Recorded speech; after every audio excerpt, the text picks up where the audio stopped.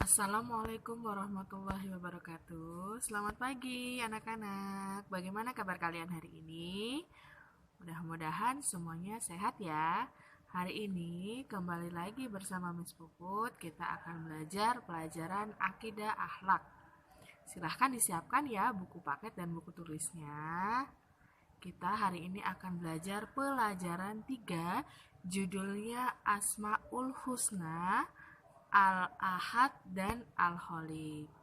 Kalian bisa baca ya di buku paketnya dari halaman 25 sampai halaman 30. Kemudian, sebelum sama-sama kita belajar, mari kita baca basmalah dulu ya. Bismillahirrahmanirrahim. Hari ini kita akan belajar tentang Asmaul Husna. Silahkan disimak bukunya ya. Asmaul Husna artinya nama-nama Allah yang indah atau nama-nama Allah yang baik. Jumlah Asmaul Husna ada 99 ya. Dan yang akan kita pelajari saat ini yaitu Al-Ahad dan Al-Khaliq. Asmaul Husna yang pertama yaitu Al-Ahad. Al-Ahad artinya Allah Maha Esa. Esa itu artinya satu. Tidak ada yang wajib kita sembah selain Allah Subhanahu wa Ta'ala. Tidak ada benda atau makhluk yang serupa dengan Allah ya. Allah tempat kita memohon pertolongan. Allah juga yang mengatur alam semesta beserta isinya. Sebagai contoh, jika ketua kelas jumlahnya ada lebih dari satu, maka kelasnya akan berantakan ya, karena aturannya yang diberikan berbeda-beda. Sebagaimana firman Allah dalam surat Al-Ikhlas ayat 1, Qul huwallahu ahad, yang artinya, katakanlah Muhammad, dialah Allah yang Maha Esa. Asmaul Husna yang kedua yang akan kita pelajari yaitu Al-Khaliq. Al-Khaliq artinya Allah Maha Pencipta. Allah yang menciptakan alam beserta isinya ya. Ada langit, bumi, tumbuhan, binatang, air, dan udara. Juga masih banyak lagi yang lainnya.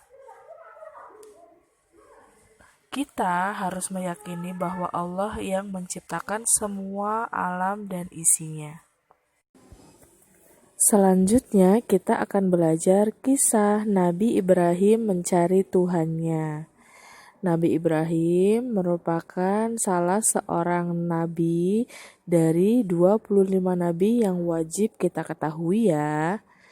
Nabi Ibrahim lahirnya di Irak pada masa pemerintahan Raja Namrud. Saat itu mereka menyembah berhala. Berhala adalah patung yang disembah manusia ya.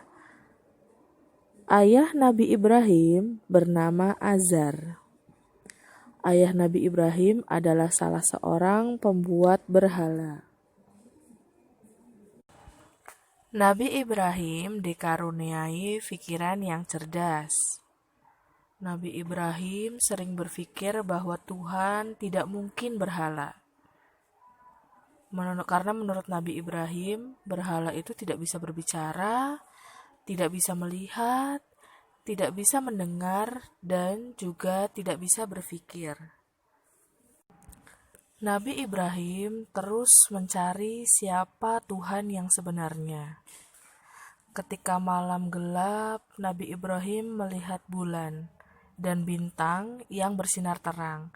Nabi Ibrahim saat itu berpikir kalau Tuhanlah bintang dan bulan yang ia lihat. Tapi ketika pagi hari, bulan dan bintang itu hilang. Kemudian saat siang hari berganti dengan matahari. Nabi Ibrahim kemudian berpikir, mungkin matahari itu Tuhan. Tetapi saat sore, saat malam hari, matahari itu hilang. Kemudian Nabi Ibrahim itu berpikir kembali, kalau Tuhan itu hebat, Tuhan itu agung atau besar, maka Tuhan yang menciptakan semuanya.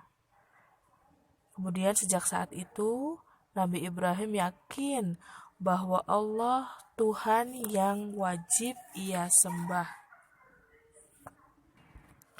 Berikut ini silahkan kalian simak ya video tentang kisah Nabi Ibrahim dalam mencari Tuhannya.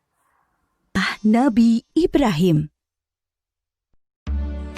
Nabi Ibrahim lahir dan dibesarkan di Padang Aram, daerah Irak, dan termasuk dalam wilayah kerajaan Babilonia. Pada masa itu, bangsa Babilonia menyembah banyak dewa. Ayah Ibrahim bernama Azar, seorang pembuat patung berhala. Patung-patung itu juga dijual kepada penduduk sekitar untuk menjadi sembahan mereka.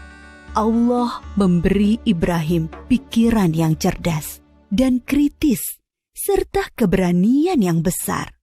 Dia mengilhamkan pemahaman kepada Ibrahim bahwa menyembah patung-patung itu adalah kesesatan yang nyata. Ibrahim bertanya dalam hati, "Ayah, mengapa ayah menjadikan patung-patung itu sebagai Tuhan? Bukankah ayah yang membuatnya? Bukankah patung-patung itu tidak bisa mendengar doa-doa kita?" Dia berpikir keras, siapakah sebenarnya Tuhan yang pantas dipuja, dimintai pertolongan dan perlindungan? Allah membimbing Ibrahim untuk memahami Tuhan yang sebenarnya. Mula-mula, Allah memperlihatkan langit yang penuh bintang bercahaya di malam yang gelap. Ibrahim berkata, "Sungguh indah, inilah Tuhanku." Ketika pagi tiba, langit menjadi terang. Bintang-bintang itu pun menghilang. Oh, bintangnya hilang. Aku tidak suka Tuhan yang menghilang. Itu bukan Tuhan. Pada malam yang lain, Ibrahim melihat bulan terbit sangat menawan. Wah, sungguh indah. Ini dia Tuhanku. Ketika pagi tiba, bulan itu tenggelam. Ternyata yang ini juga tenggelam. Ini juga bukan Tuhan. Oh, manakah Tuhan yang sebenarnya? Kalau Dia tidak memberi petunjuk kepadaku, pasti aku juga sesat seperti kaumku.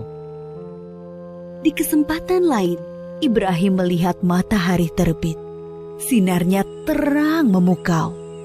Ini dia Tuhanku, Dia yang paling besar. Tetapi di senja hari, matahari akhirnya tenggelam. Taulah dia, matahari pun bukan Tuhan. Wahai kaumku, aku tidak mau menyembah Tuhan-Tuhanmu itu. Aku ingin mengabdikan diriku pada pencipta semua ini. Dia berusaha membuka pikiran kaumnya atas kesesatan mereka selama ini. Paman, patung-patung apa ini? Mengapa semua menyembahnya? Dari dulu leluhur kita menyembah Tuhan-Tuhan ini.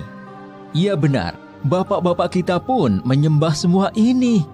Kalau begitu, kalian dan bapak-bapak kalian salah besar. Hah? Kamu ini ngomong sungguh-sungguh atau bercanda? Sebenarnya, Tuhan kita adalah pencipta langit dan bumi. Dasar anak muda ngelantur. Ibrahim bersumpah dalam hati akan menghancurkan patung-patung berhala itu untuk membuktikan kesalahan mereka. Suatu hari, ada perayaan keagamaan kaum Ibrahim. Setelah memberi sesaji kepada berhala, mereka pergi semuanya keluar kota. Ibrahim tidak mau ikut rombongan itu. Ketika semua sudah berangkat agak lama, diam-diam Ibrahim menuju tempat pemujaan berhala yang berisi banyak patung. Dia melihat makanan sesaji untuk berhala-berhala itu masih utuh di hadapan tiap patung-patung itu. Mengapa kamu tidak makan? Mengapa kamu tidak menjawab? Ibrahim bertanya, lalu memukul patung dengan tangannya.